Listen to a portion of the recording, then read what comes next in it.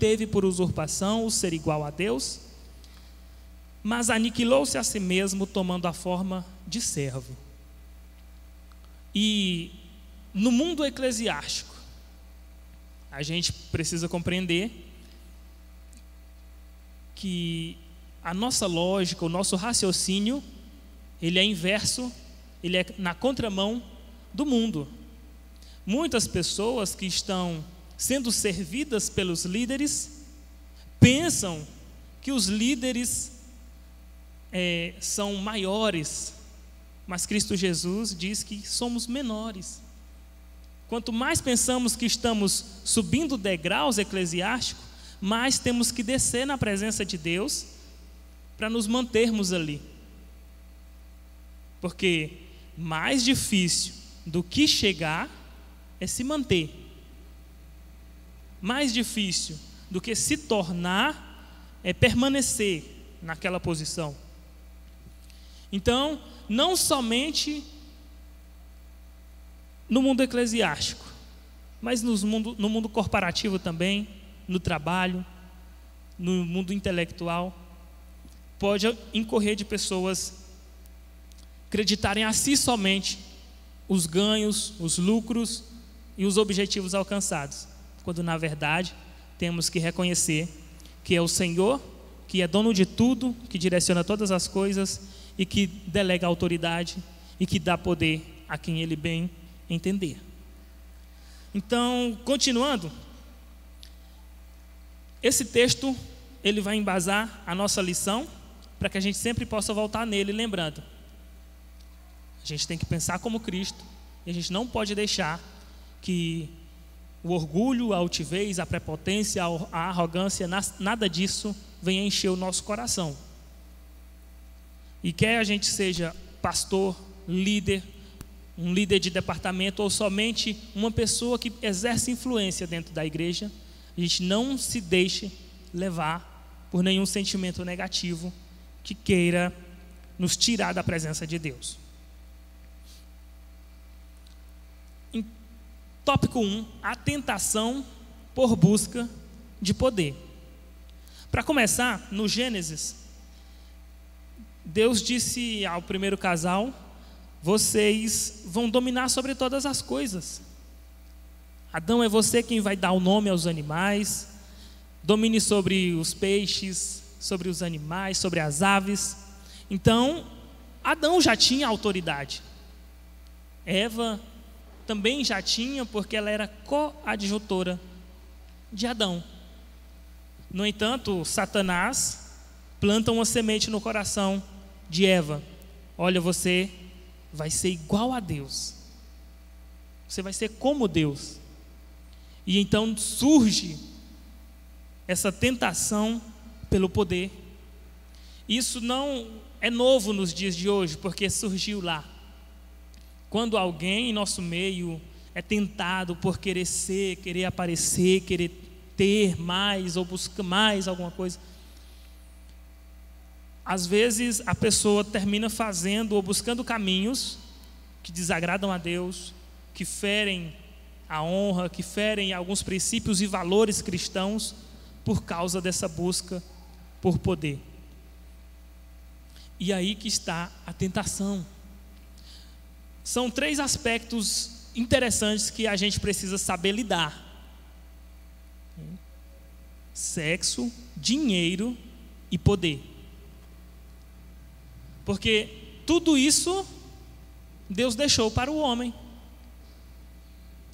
No entanto, como que a gente vai usufruir disso? O sexo tem que ser no casamento, o dinheiro tem que ser o nosso servo e não nós sermos servos do dinheiro, e o poder tem que ser baseados no Espírito Santo.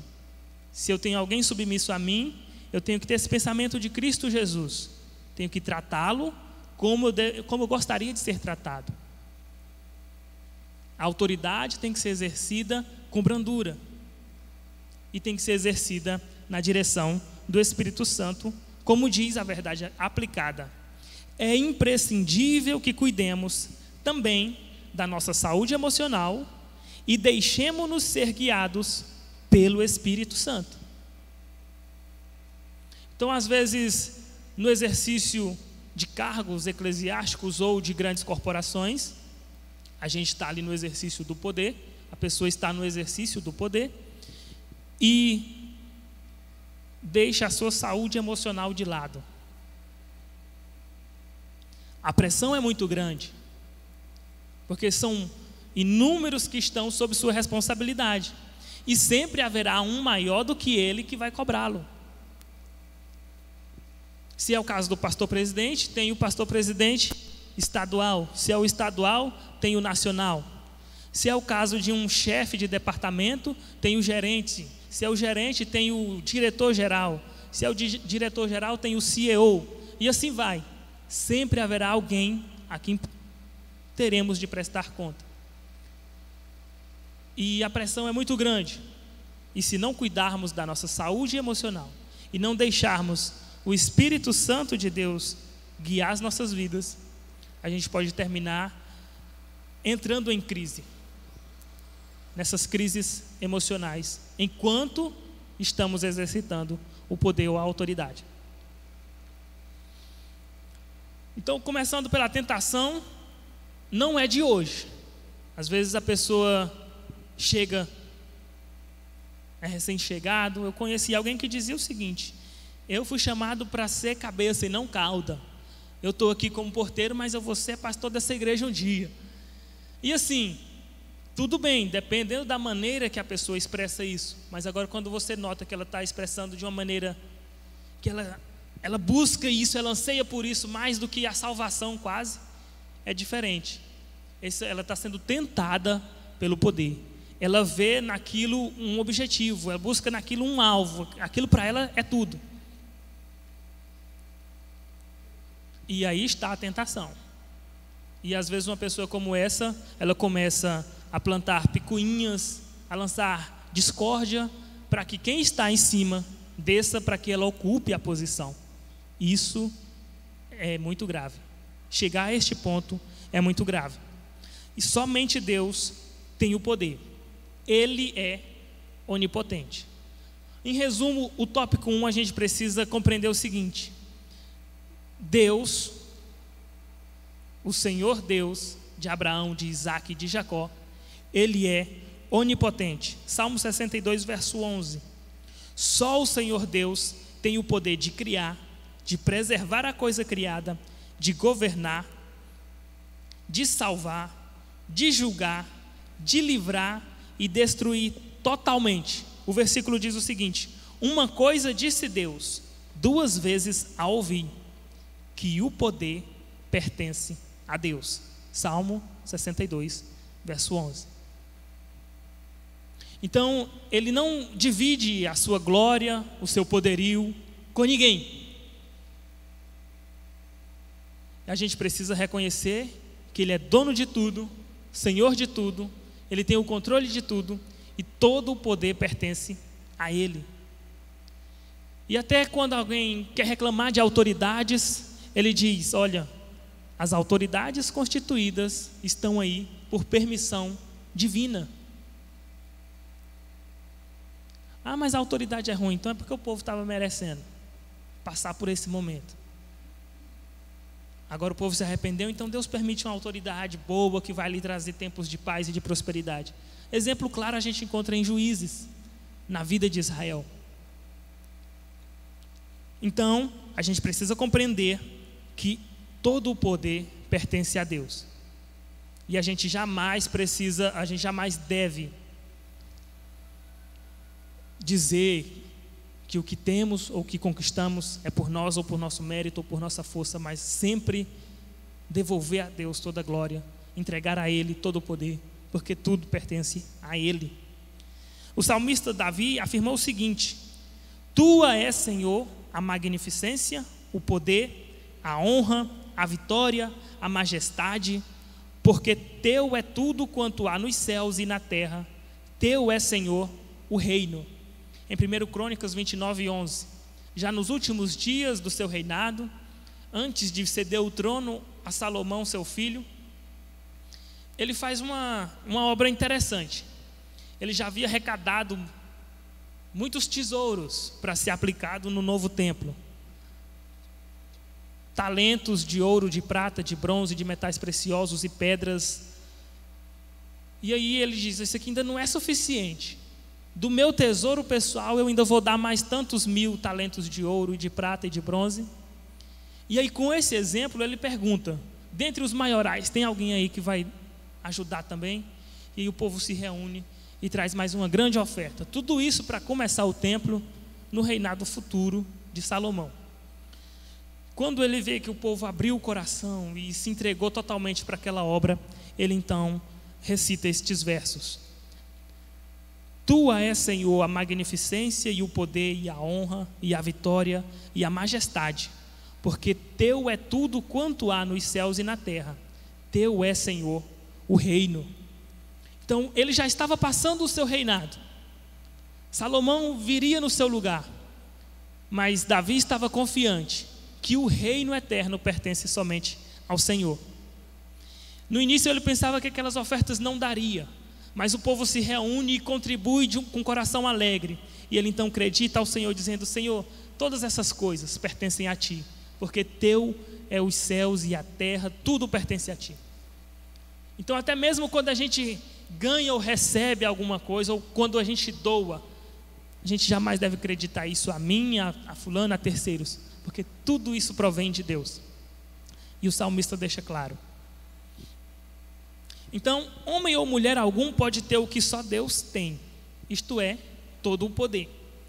O que nós podemos experimentar são delegações esporádicas de autoridade em certos momentos da nossa vida, na vida empresarial, na vida secular, na vida eclesiástica, mas todo o poder pertence a Deus. E Daniel é um outro exemplo que reconhece o poderio de Deus. Em Daniel capítulo 2, quando o rei traz um sonho que ninguém consegue interpretar. E o rei fala o seguinte: já que ninguém está interpretando esse sonho, eu vou mandar matar todo mundo.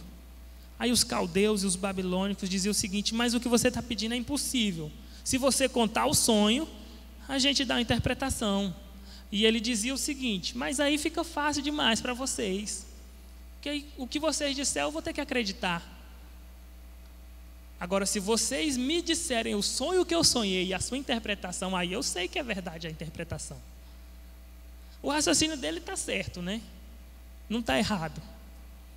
Porque para quem é leigo, qualquer um que chegar dizendo: eu sou formado, doutorado nisso, e com base no que eu estou vendo, o resultado vai ser aquele. A gente não entende, a gente vai falar: não, então é verdade. E aí o rei então ficou pé atrás e ele disse: olha, eu só vou acreditar na interpretação se alguém me contar o sonho. E se ninguém contar, eu vou ter que matar vocês tudo, que são tudo fajuto. E Daniel ficou sabendo dessa notícia, e ele era o príncipe dos caldeus. Se fosse hoje, ele seria o chefe do sindicato. E ele vai para casa, chama Misael, Ananias e Azarias, e oram a Deus, e buscam a Deus, e o Senhor lhes traz o sonho e a interpretação. E depois que ele recebe isso, ele não fala: eu sou bom, eu jejuei muito, eu orei, por isso Deus me deu. Não. Porque eu vi um pastor dizendo o seguinte: você pensa que quando você jejua muito, ora muito e prega, e Deus te usa, é porque você orou e jejuou?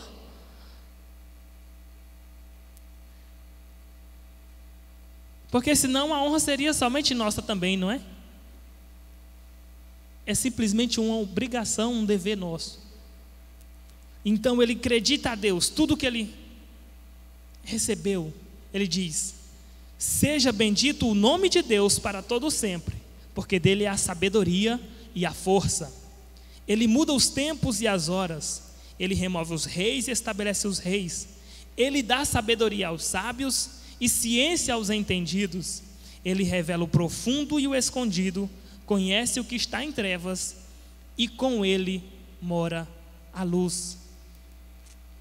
Então, mesmo depois de receber essa revelação, ele não acredita a si mesmo, ao seu mérito, ao mérito dos seus colegas, ele acredita tudo a Deus.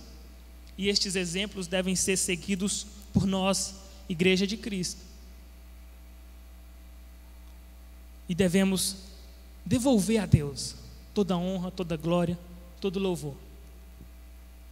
E eu gosto de acompanhar o canal da própria EBD, e a respeito dessa lição teve um pastor que falou o seguinte: a gente precisa ter cuidado com o orgulho, que ele é como a barba, né? A gente faz hoje, amanhã ou depois de amanhã surge uma situação e a gente já começa de novo a subir o nosso coração, a gente precisa ir lá e podar de novo. Aí ele cita uma coisa que eu achei interessante. Alguém disse para ele assim: você é tão humilde. Ele disse: não, eu sou um orgulhoso que sabe disfarçar bem. Mas, resumindo, se a gente reconhece que é orgulhoso, já é um primeiro passo, que a gente vai vigiar e devolver tudo a Deus, não vai pegar aquilo para a gente. Agora, quando a gente não reconhece, a gente pode incorrer no erro e na tentação de acreditar isso a nós mesmos. A partir do momento que a gente fala: eu cheguei aqui porque eu sou bom, porque eu merecia, porque... aí a gente já está tirando de Deus e colocando em nós aquilo que não temos. O poder absoluto dado a Jesus. 1.2 Mateus 28:18 diz assim: todo o poder me foi dado nos céus e na terra. Quando Cristo Jesus ressuscitou, ele agora é restabelecido a sua glória que ele tinha junto com o Pai. E a gente vai ver que esse poder, muitas pessoas buscam hoje, magnatas, psicopatas, pessoas que têm distúrbios, muitos deles querem o quê? Exercer poder sobre alguém. Muitas vezes um estuprador, por exemplo, ele só sente prazer se ele vê que a pessoa está sendo subjugada, porque ele sente prazer não é no ato, mas em ter domínio, em ter poder. Às vezes também serial killers, eles sentem prazer quando a pessoa implora pela vida. Se ela morrer do nada, para ele não faz sentido. Eles querem sentir que tem poder sobre a vida da pessoa, sobre aquela situação. Isso é maligno. Isso não provém de Deus. Então, quando a gente se deixa levar por esse sentimento de poder, de querer dominar, de querer... isso já impregnou no nosso eu, no nosso ego, e nos afasta de Deus. E a gente precisa reconhecer que todo o poder pertence a Deus, e Cristo Jesus, sendo Deus, foi restabelecido à direita do Pai, e o poder lhe foi entregue novamente. Como a gente vai ver na carta aos Hebreus. Lá no início da carta, o escritor diz que Cristo Jesus era o poder de Deus que foi, por meio dele foi criado os mundos e tudo o que há. Então, Cristo Jesus é o poder criador de todas as coisas. E o poder absoluto pertence a ele. Então, o cristianismo, a igreja de Deus, existe por causa desse poder. E Paulo diz o seguinte: olha, o evangelho para aqueles que perecem é loucura, mas para nós que cremos é o poder de Deus em nossas vidas. Então nós temos essa fagulha do poder de Deus, porque agora nós fomos feitos ministros do evangelho, e nós agora fomos convidados a levar esse evangelho adiante, a alcançar mais vidas por meio deste poder. Mas a gente sempre tem que lembrar que esse poder pertence a Deus. É-me dado todo o poder no céu e na terra. Esta afirmação deixa claro que Jesus voltará triunfante e estabelecerá o seu reino na terra. Eis que vem com as nuvens e todo olho o verá, até os mesmos que o traspassaram. E todas as tribos da terra se lamentarão sobre ele. Sim. Amém. Apocalipse 1:7. Então, Cristo Jesus, que em Filipenses a gente viu aqui no início, se desfez da sua glória, se desfez do seu poder, tomou a forma de homem, de servo, se humilhou até a morte, ele voltará triunfante. E aqueles que o traspassaram o verão e se lamentarão, porque agora todo o seu poder foi restituído, toda a sua glória foi restituída. Ele voltará e implantará o seu reino na terra. Todos os reinos da terra saberão que Jesus Cristo é o Senhor e que todo o domínio lhe pertence. Tentativa de ser como Deus é uma sugestão de Satanás. 1.3. Há uma contestação nos dias odiernos que de novo não tem nada. Como eu disse, essa tentação de querer ser como Deus foi plantada no primeiro casal, lá no Éden. Então isso não é recente, isso não é de agora, isso é desde os princípios. E inúmeras pessoas, como já foi citado exemplos, buscaram alcançar o poder de forma errônea, de forma errada. O inimigo semeou na mente e no coração do primeiro casal o anseio por independência. Sereis como Deus. O casal recebeu e abrigou esta maligna semente.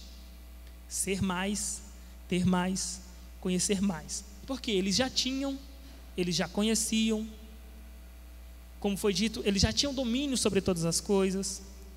Foi-lhes dado o poder, a autoridade para nomear todos os animais, para sujeitar todas as coisas. Mas aí o inimigo vem e diz: olha, vocês podem ir além disso, vocês podem, mas não é só ir além, vocês podem ser como Deus. E isso impermeia a mente de muitas pessoas que podem incorrer nesse erro, dar créditos a esta palavra. Desde então a história registra diversos exemplos de busca desenfreada por poder e independência, desencadeando quebra do relacionamento com Deus, conflitos e destruição. Grandes líderes de nações, como a Alemanha fascista, como a União Soviética ou a Itália, naqueles períodos de ditadura, eram pessoas que buscavam o poder e o domínio, e não era somente sobre o seu povo, eles queriam estender sobre todos ao seu alcance. E são pessoas que, quando chegam ao poder, eles não querem mais sair, eles não querem mais abrir mão, não quer mais que ninguém supere eles, querem ser o máximo, o maior naquilo. E isso não ficou para trás. A gente vê países ditatoriais que estão se tornando potências, porque eles querem impor o medo por meio de armamentos bélicos, demonstração de poder, demonstração de que tem, de que pode. Porque para eles, com uma demonstração de poder dessas, o que eles estão dizendo às demais nações, aos países vizinhos: se eu quiser, eu posso te destruir a qualquer momento, então não mexe comigo. Quando fazem aqueles desfiles, aquelas carreatas com inúmeros veículos com armamento atômico, é essa a mensagem que eles querem passar: não mexe comigo, que se eu quiser te destruir, eu consigo. Ou seja, eu tenho poder para fazer. Então esse sentimento ele pode alcançar pessoas no seio da igreja, pessoas no seio empresarial e também grandes líderes em governos mundiais. Todos estão sujeitos. E se não for o Espírito Santo, não tem para onde correr. Se a igreja tiver algum complemento, se o pastor quiser falar alguma coisa, se o nosso superintendente também quiser falar alguma coisa, podem ficar à vontade. Vai ser de grande valia. Então, linkando agora aqui o tópico 1.3 com o tópico 2, essas pessoas, elas não gostam que tenha alguém maiores ou melhores do que eles ao lado deles. E a gente vai ver o perigo da crise emocional observando Saul como exemplo. Em Isaías 14 e em Ezequiel 28, nós temos a descrição do que aconteceu com os reis da Babilônia e de Tiro. Eram reis que, quando conseguiram dominar sobre outros povos, quando conseguiram crescer o comércio, estender o seu domínio, aquilo encheu o coração deles. E eles então acreditaram a si mesmos. Eu é que faço, eu é que mando, eu é quem domino sobre todos aqui. E a Bíblia relata como foi a sua ruína. A Bíblia também cita o caso de Herodes, que quando o povo começou a elogiar demais ele e tal, ele não quis dar glória a Deus e foi comido de bicho. Então, sempre que a gente recebe elogios, bajulações, ou alguma coisa assim, deixa de lado, não deixa isso, entra por aqui e sai por aqui. Não planta isso no seu coração. Em qualquer área que você esteja atuando, no caso vou citar aqui o irmão Moacir. Irmão Moacir, o senhor é o melhor pedreiro dessa cidade, moço. O senhor precisa, se eu fosse o senhor fazia tal coisa assim, fazia assado e tal. E aí isso começa, sabe que é verdade? Eu estou vendo aqui, os outros aqui são muito fracos, são muito pequenos do meu lado e tal. Isso começa a encher o coração da pessoa e vai tirando Deus, porque o ego que vai começar a ser inflado. E a ruína dessas pessoas estão às portas. Então, irmão Moacir, jamais dê ouvidos a isso. É verdade? O senhor acha isso? Não, então, que bom que o senhor acha. Eu ainda preciso melhorar um pouco mais na minha concepção. É verdade? O senhor pensa assim, que bom, então tá. Saiu daqui e pronto. Não deixa isso entrar no seu coração. E assim como aquela semente que Satanás plantou no coração de Eva, ela começou a observar, sabe que essa fruta é boa, é agradável aos olhos, parece ser gostosa, terminou comendo. Essa é a tentação pelo poder. E então, a síndrome em torno das lideranças, subtópico 2.1. A gente falou de um modo geral, agora trazendo para a igreja, os líderes. A gente tem que ficar 2, 3, 4 vezes mais ligado, mais antenado e mais vigilante. Porque se lá fora já tem essa competição, essa busca por ser melhor, por ser o melhor, e em certos ambientes corporativos isso como que eu posso dizer? Isso é alimentado. O pessoal fala, olha, vai ter bonificação para quem fizer mais, vai ter bonificação para quem se superar, para quem... Então isso é alimentado no mundo corporativo. Às vezes as pessoas querem trazer essa mesma mentalidade para dentro da igreja. E a gente tem que ficar vigilante quanto a isso. Enquanto a igreja está na terra, irá conviver com aqueles que têm sido dominados pela soberba e o desejo de poder para dominar e possuir. E dentre vários exemplos que a gente tem na Bíblia, a gente vai ver a epístola de 3 João, onde ele cita Diótrefes. Diótrefes. É um nome grego, é difícil de falar, mas saiu. O que acontecia com ele? Ele queria ter o poder sobre a igreja local. Ele não deixava que ninguém tivesse alguma ou qualquer influência sobre a igreja local. Ele queria dominar todos e fechava as portas. E João chega a reclamar, ele não deixa que ninguém vá, ele não faz, não quer que ninguém faça. Então chegou muitas queixas desse Diótrefes para João, porque ele queria ter o domínio, ele queria ter o poder nem que fosse sobre aquele povo. E a gente precisa estar vigilante, como eu disse, não somente os líderes de departamento, pastores, obreiros, aqueles que estão em proeminência, mas também aqueles que de alguma maneira reconhecem que tem pessoas que vê nele um exemplo. Às vezes, no meio da igreja tem alguém tão influente, Aqui, graças a Deus, eu nunca ouvi falar nisso. 3 anos que eu estou aqui, indo para 4 quase. Mas lá em Palmas, a gente ouvia falar direto. Igreja fulano de tal rachou. Como assim? Não, tinha um vice lá que era influente demais, saiu e levou 90% da igreja. Não era metade não, pastor, nem um terço, não, era 90%. Isso é o quê? Busca pelo poder. Ele não aguenta estar sujeito, estar submisso, ser o vice, ou mesmo que seja o pastor, ter um a quem ele tem que prestar conta. Às vezes abria lá a igreja, filiada a tal, depois de 1 ano, encheu a igreja, não, tira a filiação, põe agora meu nome lá e minha foto do lado, com a minha foto da minha mulher, e pronto, abria um novo ministério. Isso é o quê? Busca pelo poder. Pessoas que só se sentem bem se souberem que é eles agora que estão à frente, é eles agora que estão mandando, eles são o primeiro ali na linha de...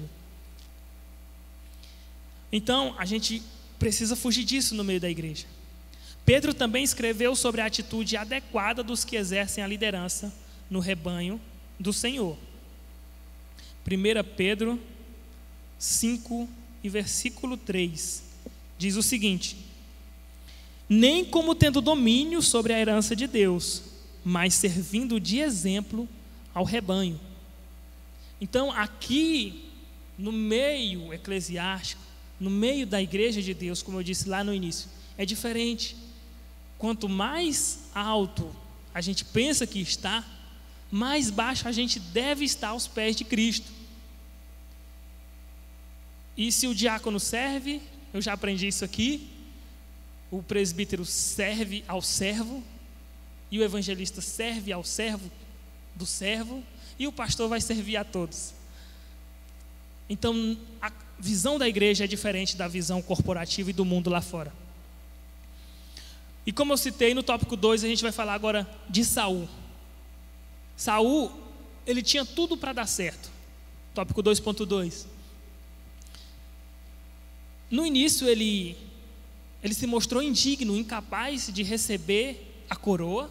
Ele se esconde, ele não quer ser feito rei de maneira alguma. E ele era bonito, ele era aparente, e era alto, dos ombros para cima, todo mundo ficava abaixo dele.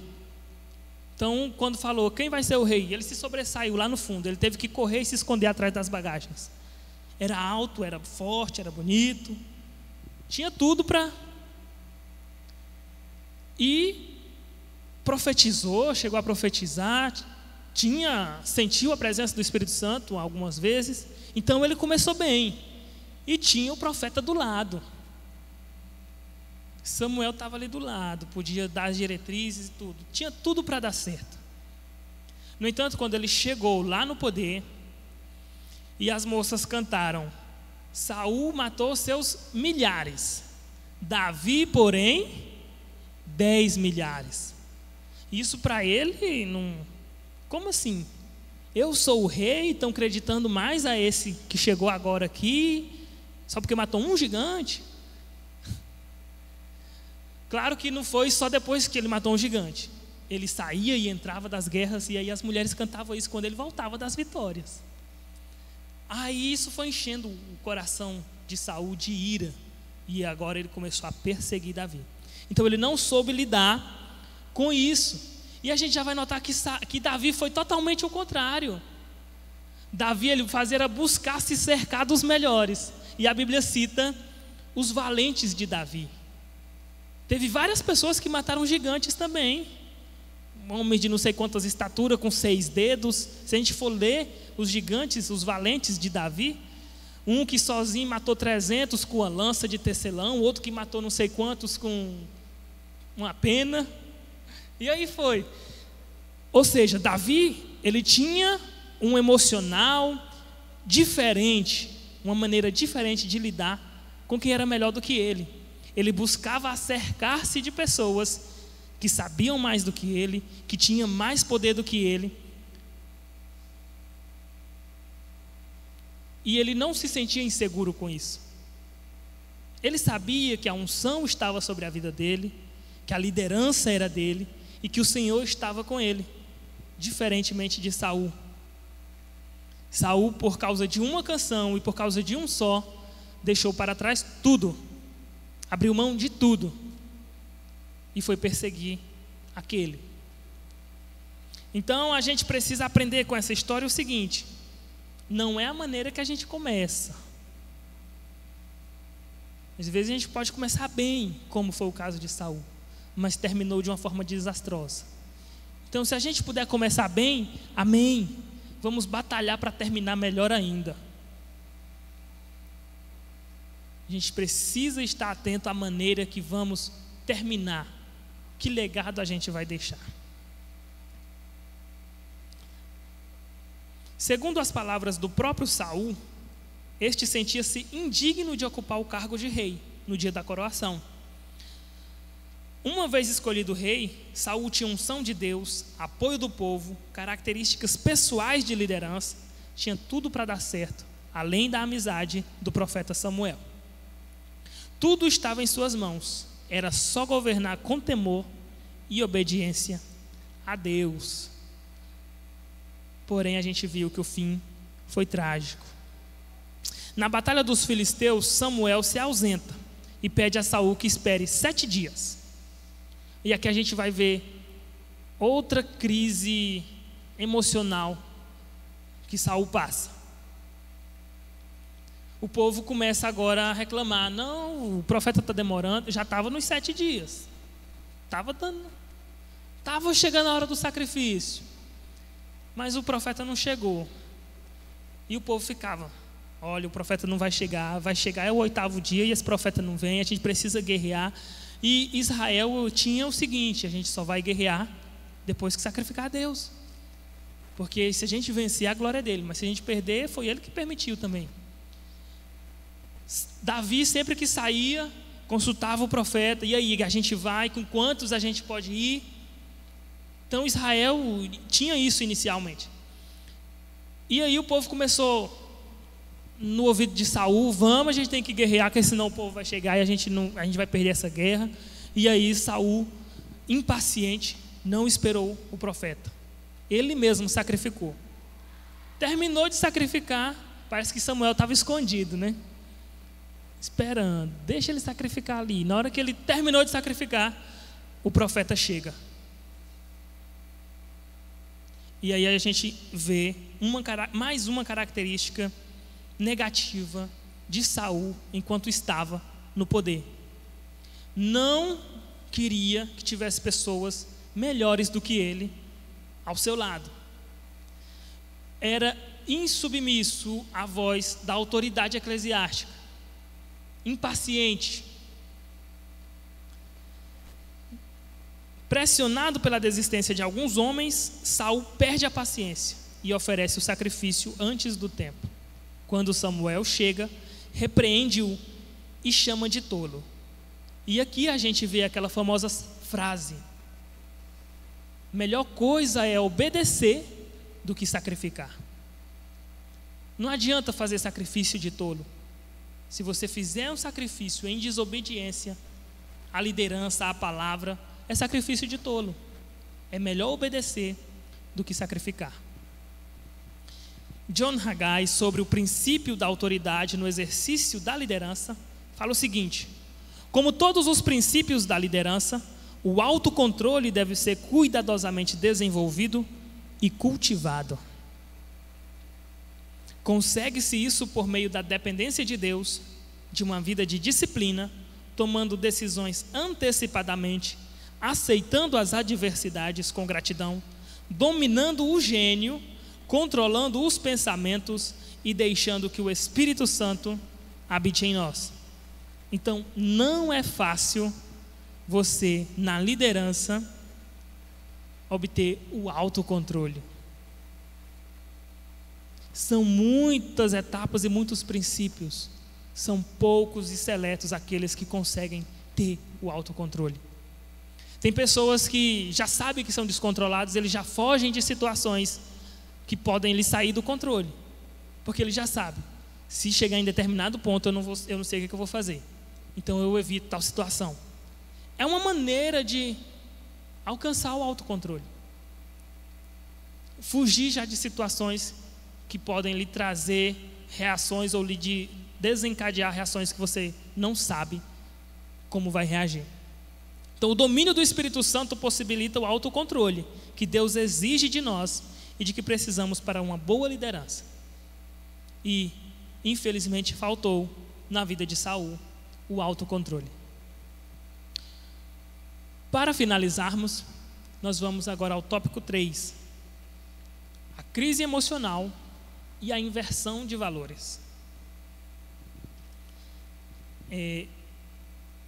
Na liderança, além dessas crises, da pessoa querer ter um poder além do que ela exerce, ou pensar que exerce o poder como Deus, além dessas crises emocionais, vem também inversões de valores.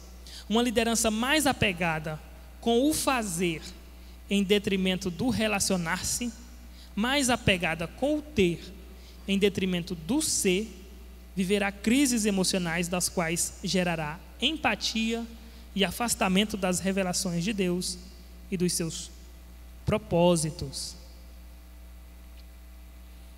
Então, que inversão de valores podem ser essas? Às vezes, no exercício do poder, as pessoas vão subindo degraus, pisando em outros.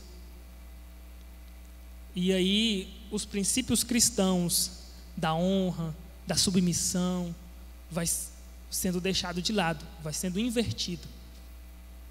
E também, às vezes, a pessoa que está no poder na igreja, ele pensa que ele merece ser honrado, ele merece ser, porque agora eu sou diácono, eu era auxiliar, agora eu sou diácono. Aí chega o auxiliar e fala, me ajuda a pegar isso. Não, chama o outro auxiliar para te auxiliar, agora eu sou diácono. São inversão de valores naqueles que pensam que têm o poder. Não erreis, Deus não se deixa escarnecer, porque tudo que o homem semear, isso também ceifará. Porque o que semeia na sua carne, da carne ceifará a corrupção. Mas o que semeia no Espírito, do Espírito ceifará a vida eterna. E esta lei ninguém pode fugir dela. É um princípio bíblico em que a gente está submisso. E toda a humanidade está submissa a isso. A lei da semeadura. Então, se plantamos coisas boas, se fazemos coisas boas, em qualquer aspecto da nossa vida, não somente na liderança, vamos esperar colher coisas boas. E lembrando sempre que a colheita é no mínimo 2, 3, 60, 100 vezes mais do que aquilo que você plantou. Então você planta uma semente e vai colher inúmeros frutos daquele mesmo que você plantou. Agora, se você faz o bem, espere também colher coisas boas exponencialmente aquilo que você plantou. Por falta de conhecimento bíblico genuíno, muitos têm sua fé naufragada ao seguir preceitos de homens, sendo influenciados por seu veneno. Como assim? Essas pessoas, elas têm um desejo pelo poder, que se deixam levar. Essas pessoas que se deixam levar, elas têm desejo pelo poder, ou por galgar posições que eles acreditam ser maiores e melhores. E aí há pessoas que, esses citado aqui, homens que influenciam pelo seu veneno. Olha, por exemplo, vem aqui, qual a sua função eclesiástica aí? Não, eu estou sendo auxiliar, esse dia eu falei para o diácono me ajudar, ele não quis, tal. Não, então vem aqui, que aqui você já vai ser presbítero. Pode vir. E aí eu já vou te colocar como meu vice, ou então como líder do departamento tal. Aí a pessoa olha assim, rapaz, sabe que é uma boa proposta? E aí ele corre para lá. E o comentarista continua dizendo: quando percebem que sua vida está caminhando em círculo e sendo marcada com perdas e danos, essas pessoas abandonam esses que fizeram a proposta anteriormente e procuram voltar à sua igreja de origem e caminhar em obediência. Porque eles não estão sob bênção divina, não estão sob a palavra. Infelizmente, são pessoas que quando chegam lá, eles começam a notar que 6 meses depois, esse que fez a proposta para ele já fez para outro e já substituiu ele, ou já mandou ele para outro lugar, e então eles começam a ver que não fez sentido para ele. E muitos terminam voltando e aprendem com a lição. Outros não, outros buscam outro ministério e aí começa, vai pulando. Para esses eu acredito que não vai nem haver solução. Mas o que a gente precisa fazer? Fugir disso. Querer ser, querer ter, querer buscar mais e mais. Não, tudo acontece no tempo de Deus, na hora de Deus, a maneira de Deus. E você vai estar preparado quando chegar aquele momento. Não pense que Davi cuidava somente de ovelhas, animais dóceis, e foi e matou um gigante perito na guerra. Não, ele cuidava de ovelhas, animais dóceis, mas o Senhor preparou ele, mandou urso, mandou leão, e ele, na autoridade do Espírito, matou esses animais, cuidando das ovelhas de seu pai. Então, às vezes a gente pensa que, mas aqui na zona que eu estou não tem nada, só tem ovelha, está tudo quieto. Mas aí de repente o Senhor manda uma adversidade, manda alguma coisa, manda um conflito para que você resolva, te preparando para o que virá adiante. E aí quando chegar aquele momento, você vai saber, agora faz sentido aquilo ali atrás. Era o Senhor me preparando, era o Senhor me fortalecendo, era o Senhor me lançando raízes para que quando chegasse essa tempestade eu não caísse. Então, em todas as circunstâncias, vamos ser gratos a Deus, vamos dedicar a Ele a glória, o poder, a honra, se Ele fizer, se Ele não fizer, se Ele engrandecer, se Ele abater, tudo pertence a Ele. E aí quando chegar a hora, quando chegar o momento, se chegar, né? Porque a Bíblia diz que uns foram chamados para pastores, outros para doutores, outros para evangelistas. Então às vezes você quer chegar àquele ponto, porém você foi chamado para esse. Então seja grato a Deus da mesma maneira e faça o seu melhor aonde você está. Faça o seu melhor aonde Deus te chamou. Os efeitos da crise emocional na liderança geram sequelas. 3.2. Simão Pedro precisava ser moldado, pois estava se baseando na sua própria capacidade e determinação na caminhada com o mestre. O escritor diz que ele estava sendo guiado pela soberba da vida, citada em 1 João 2,16. Pedro, quando foi chamado, ele estava sendo guiado pela soberba da vida. Quem sabe, enquanto pescador, ele queria se tornar o maior do ramo. Eu não quero vender peixe só aqui na região da Galileia, não. Eu quero ser conjectura minha, tá, pessoal? Isso não está na Bíblia, não. O comentarista diz que ele estava sendo guiado pela soberba da vida. Então, vamos supor que ele dizia o seguinte: eu, como pescador, eu almejo ser um exportador de peixe. Quero mandar peixe agora para a Itália, para todo mundo aí. Não é só aqui na minha região, não. Aí Jesus vem e tira esses planos dele. Olha, vem que eu vou te fazer pescador de homens. Aí ele tem que largar tudo e começar a seguir a Cristo e vai ser moldado. Vai ter que deixar tudo aquilo para trás. E a Bíblia relata que até no momento da crucificação, praticamente, ele ainda tinha algumas coisinhas que precisava melhorar. Puxa a espada e passa na orelha de um. Então, foram inúmeros anos. Inúmeros não, foram 3 anos, foi contáveis. Foram 3 anos e alguns meses caminhando com o mestre.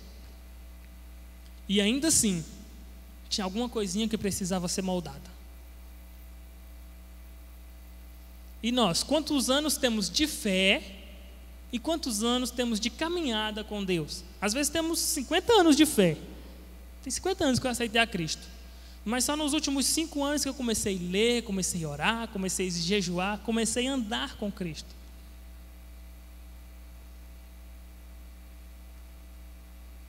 E outros ainda não é crente, mas me dá uma Bíblia aí que eu quero ler. Me dá todo convite que você faz, ele vem. Ele já começa a ter apetite pelas coisas de Deus. E quando aceita, o seu coração já está preparado. O Espírito Santo vem e ele aceita Jesus e é batizado. E outro tem 50 anos que está pedindo, ainda tem alguma coisinha que precisa ser tirada. E voltando à lição, o orgulho nunca seria forte o suficiente para capacitar Pedro a cumprir seu destino em Cristo. Se não fosse removido esse orgulho, poderia destruí-lo. O orgulho era a mesma falha de caráter encontrada em tantos outros, cujo registro chegou até nós, como alerta para não incorrermos no mesmo erro. Então, Pedro era uma pessoa que tinha um gênio forte, tinha um orgulho forte, mas Cristo Jesus o moldou, o Espírito Santo de Deus o moldou, a ponto de agora aquele que queria matar, estava disposto a morrer pelo Evangelho, a sofrer açoites e perseguição pela palavra, pelo Evangelho de Cristo. A vitória de Pedro foi seguir o caminho do arrependimento. E se a gente fizer uma comparação com Judas, a gente vai ver que infelizmente Judas, ele não se arrependeu, ele sentiu remorso. São sentimentos diferentes. Uma coisa é você sentir remorso e depois se arrepender. Outra coisa é você somente se arrepender sem ter o remorso. Outra coisa é você não sentir nada. Pedro, ele se arrepende e chora diante de Cristo. E o Senhor lhe dá a oportunidade. Então, apacenta os meus cordeirinhos. Depois de haver negado a Cristo. E Iscariotes, não. Quando ele fica sabendo da notícia e vê o mal que ele fez, ele sente remorso a ponto de tirar sua própria vida, mas não de pedir perdão.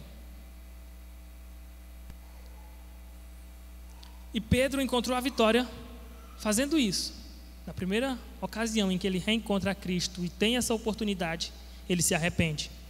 Então, um líder cujo ego esteja inflado, frequentemente é um líder com o qual as pessoas não conseguem se comunicar, porque ele é o único. É ele que faz tudo, é ele que pode tudo. Os outros não podem nada, não sabem nada, não... É um Saul da vida. E se ele souber que alguém sabe alguma coisa, não, tira esse daqui de perto de mim. Eu não sei se ele vai tomar meu lugar amanhã, então tira ele daqui. Então são esses líderes que têm esse sentimento. Os seus liderados não têm acesso a ele. Na verdade, na administração, a gente não trata essas pessoas como líderes. A gente trata elas como chefe. O senhor é administrador, não é, pastor? Então o senhor aprendeu a diferença entre o líder e o chefe. E a gente vai descobrir que tem pessoas que estão em cargo de chefia, mas não são líderes.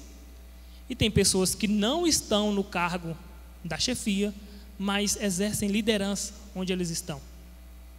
Então esses chefes que têm essas autoridades e têm esse pensamento, eles não conseguem exercer influência sobre os seus chefiados. Tudo que ele faz é por meio do medo ou da imposição.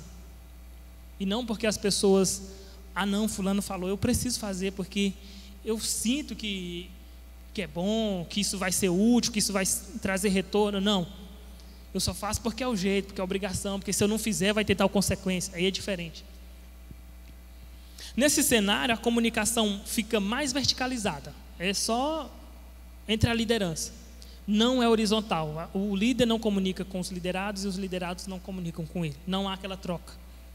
E liderar também significa aprender de maneira colaborativa. que era o que Davi fazia. Como? Quando ele se cercava de pessoas melhores do que ele também aprendia. Ele aprendia como lutar melhor, como guerrear melhor. E a gente vai ver que tinha pessoas que acertavam até fio de cabelo numa funda. Acertar fio de cabelo com uma funda. E Davi era bom na funda, mas eu acho que não acertava um fio de cabelo. Mas ele buscou pessoas melhores do que ele para estar com ele. Então, a gente, estando em cargo de liderança, ou mesmo não estando, quando a gente busca pessoas melhores do que nós para estar conosco, a gente só tem a aprender a agregar coisas boas. Porque quando essas pessoas falam de coisas que a gente ainda não sabe, e a gente está aprendendo. Quando elas trazem uma experiência de vida, é de uma coisa que a gente ainda vai poder passar no futuro. A gente vai, olha, fulano passou por isso, e ele disse que fez assim, assim, assado e deu certo. Ou então ele fez assim, assado e deu errado. Eu vou fazer diferente para ver se eu consigo. Então a gente precisa nos acercar de pessoas boas, tanto quanto ou melhores do que a gente. Não só na liderança, mas em qualquer momento e área da nossa vida. Saúde e equilíbrio emocional. Se isso tiver em falta, isso pode prejudicar a chamada cristã. Saúde emocional, equilíbrio emocional. Você tem um chamado para ser líder, para ser pastor, para fazer alguma coisa na obra, mas o seu emocional está desequilibrado. A sua saúde emocional não está bem. Isso pode prejudicar a sua caminhada cristã. Você alcançar esses objetivos. Você chegar aonde você deveria chegar. Ou se você chegou, infelizmente você está correndo o mesmo risco que Saul. Chegou bem, mas aí veio o desequilíbrio emocional e veio o desequilíbrio ali no poder. Chegou bem, mas quando houve esse desequilíbrio, caiu. Então você que já está na posição de liderança, fique sempre vigilante quanto a isso. Como está o meu emocional? Como que eu estou diante dos meus liderados? E como que eu estou diante de Deus, do Espírito Santo? Eu estou me deixando ser guiado pelo Espírito Santo? Eu não tenho medo daqueles que me cercam? Eu busco pessoas melhores? Como que eu estou? E aí você mesmo pode ir fazendo um autodiagnóstico, e buscando melhorar, e buscando que o Espírito Santo trabalhe na sua vida. E você vai melhorando a sua vocação, o seu chamado. E a Bíblia já cita a liderança em casa antes de se tornar líder na igreja. Olha, que governe bem a sua casa e que tenha os seus filhos em sujeição. Porque se não domina nem os meninos em casa, os filhos, e aí? Chegar na igreja, o que ele vai fazer? Então, são princípios que devem ser seguidos por quem é vocacionado e por quem vai delegar também esses cargos de liderança, esses cargos de chefia, ou cargos de confiança, seja na igreja, seja no mundo secular. Nas grandes empresas, as pessoas procuram o quê? Pessoas que já têm um currículo bom, que já tem, porque eles vão vendo o histórico, e aí sabe, não, esse aqui dá certo para me colocar aqui. Eu conheço pessoas que só aceitam que trabalhem na fazenda se for casado, porque se for solteiro, no final de semana vai para a farra, depois quando volta na segunda não trabalha mais. Então, até mesmo lá fora as pessoas já buscam esses princípios. Olha, tem que ser alguém que tenha uma boa índole, que tenha família, que tenha... Porque eu sei que ele vai render aqui. A igreja não pode ser diferente. A Bíblia dá as direções. Não repreendas asperamente os anciãos, mas admoesta-os como a paz. Aos mancebos, admoesta como a irmãos. As mulheres idosas, como se fossem mães. As moças, como se fossem irmãs em toda pureza. Não é porque eu considero que é irmã que eu vou chegar de qualquer jeito. Não. Eu vou admoestá-las como irmãs e em toda pureza. Honrando as viúvas que verdadeiramente são viúvas. Hoje é raro achar uma viúva, né? Viúvou hoje, depois da manhã já está noiva de novo. E, sem equilíbrio e temperança, as credenciais do obreiro para nada servirão. Então, estando aqui, a gente tem que buscar isso que está em 1 Timóteo 5, 1 a 3. Se eu vou trazer uma palavra de conforto, de consolo, de auxílio, seja para quem for, eu tenho que seguir esse princípio. Se é para uma pessoa mais velha, como que eu estaria falando se fosse para o meu pai? Como que eu estaria falando se fosse para a minha mãe? Se for para alguém da mesma idade, da mesma faixa etária que eu, como eu estaria falando se fosse para o meu irmão? Olha, eu ia falar, siga assim, dessa maneira e tal. Não é, rapaz, você é burro, você é tolo, você é isso. Não. A gente vai buscar da melhor maneira possível, atender e responder a estas pessoas. Porque é assim que a Bíblia nos ensina e nos ordena. E se eu não tiver equilíbrio para isso, de nada vai servir a minha credencial de cristão, de obreiro, aqui no Ministério de Madureira. Para finalizar, a relação entre poder e saúde emocional merece atenção especial. A receita contra isso é a dependência da boa, agradável e perfeita vontade de Deus. É pensar com moderação acerca de si mesmo, jamais inflar o que você pensa de si mesmo, que eu sou melhor, que eu sou... Não, pense com moderação a respeito de si mesmo. Viver uma vida em paz e não se deixar levar pelo orgulho e pela tentação do poder. Alguém chega, olha, essa lição de hoje, se fosse o pastor N, teria sido melhor. Se fosse o pastor Marluz, teria sido melhor. Alguém chega nele e fala isso. Se ele pensa, rapaz, sabe o que é mesmo? Eu assisti lá, aquele irmãozinho foi tão fraquinho, está se deixando levar. Ou a próxima lição, alguém vem e fala para mim, olha, se fosse você que tivesse dado aquela lição, teria sido melhor. E eu me deixar levar por isso. Isso vai tomando lugar no nosso coração e isso pode vir nos trazer essas deformidades emocionais. E somente o Espírito Santo de Deus, e mais uma vez, a palavra para nos limpar, para nos lavar e nos dar a direção correta. Amém?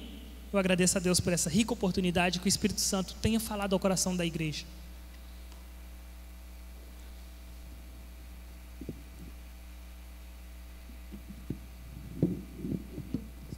Meus irmãos, vamos colocar de pé então. Deus abençoe a todos que vieram. E eu quero fazer um convite muito especial para você. À noite nós temos Santa Ceia do Senhor, tá? Às 19h15 nós vamos estar reunidos aqui na casa do Senhor. Chegue mais cedo, faz sua oração, cumprimenta os irmãos. Isso é muito bom, né? Chegar, cumprimentar, conhecer as pessoas, terminar o culto, perguntar às pessoas como está. Isso é coisa maravilhosa, tá bom? Deus abençoe a todos. Vamos agradecer ao Senhor. Meu Deus e meu Pai, nós agradecemos a Ti por essa manhã abençoada que passamos na Sua presença e rogamos do Senhor que o Senhor venha abençoar esse dia e que a paz, que a alegria possa reinar na nossa família, na nossa casa. Senhor, eu te peço que o Senhor livra-nos de todo mal, nos dê uma tarde, nos dê um dia abençoado, em o nome de Jesus, amém e amém. E que a graça de nosso Senhor Jesus Cristo, o amor de Deus Pai, a comunhão e a consolação do Espírito Santo seja com o povo de Deus, hoje e para sempre, amém. Deus abençoe. Está terminado em nome de Jesus.